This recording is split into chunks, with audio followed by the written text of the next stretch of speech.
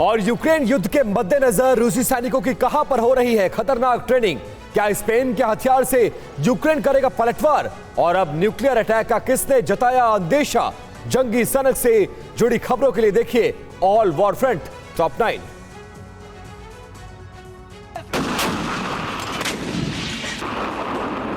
रूस के mobilised artillery operators घातक ट्रेनिंग कर रहे हैं। कैलिनिनग्राड में इन सैनिकों ने अपने जंगी इरादे दिखाते हुए तोपों से बारूदी बौछार की। इन सैनिकों को रूस जल्द ही बैटल ग्राउंड में उतारने की तैयारी कर रहा है, जिसके बाद यूक्रेन में रूस के हमले और तेज और भीषण हो सकते हैं। यूक्रेन की फौज अब स्पेन से मिले MIM-23 hoc air defence system से रूसी फौज का काउंटर कर रही है। यूक्रेनी सेना को स्पेन से 4 हॉक एयर डिफेंस सिस्टम मिलेंगे। अभी पहला सिस्टम मिला है, जिसे यूक्रेन ने रूस के खिलाफ मोर्चे पर लगा दिया है। ब्रिटिश वेबसाइट डेली स्टार के मुताबिक रूस अब बेलारूस से यूक्रेन पर न्यूक्लियर हमला कर सकता है। प्रेसिडेंट पुतिन ने बेलारूस में न्यूक्लियर हथियारों की तैनाती की है, तो बेलारूस में रूस का इस्कंदर मिसाइल सिस्टम भी तैनात किया गया है।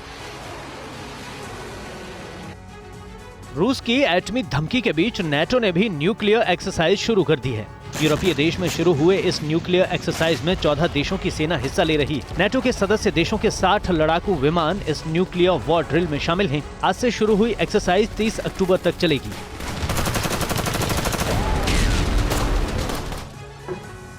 रूस यूक्रेन जंग में पहली बार तीसरे देश की डायरेक्ट एंट्री तय है। भीषण युद्ध के बीच रूस बेलारूस में 9000 सैनिकों की तैनाती करेगा। बेलारूस में रूसी सैनिकों के पहुंचने का सिलसिला जारी है। क्रेमलिन ने सैनिकों की तैनाती को डिफेंस ऑपरेशन बताया है।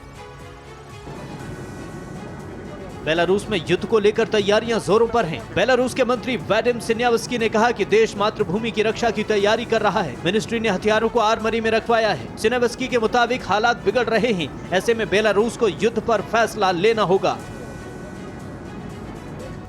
रूस ने यूक्रेन को हथियार देने के खिलाफ इजराइल को चेतावनी देकर विश्व युद्ध की आशंकाओं को बढ़ा दिया है। मेदवेदेव ने कहा कि कीव को हथियारों की सप्लाई बेहद लापरवाह कदम है। इससे रूस इजराइल के बीच सभी अंतर्राष्ट्रीय रिश्तों का अंत होना तय है। रूस यूक्रेन युद्ध के बीच फ्रांस में महंगाई के खिलाफ प्रदर्शन कर रही जनता पर पुलिस की बर्बरता दिखी। पेरिस में प्रदर्शनकारियों पर पुलिस ने अंधाधुंध लाठियां बरसाईं। लाखों लोगों ने मैक्रो के खिलाफ नारे लगाए। प्रदर्शनकारियों की पुलिस से भी झड़प हुई।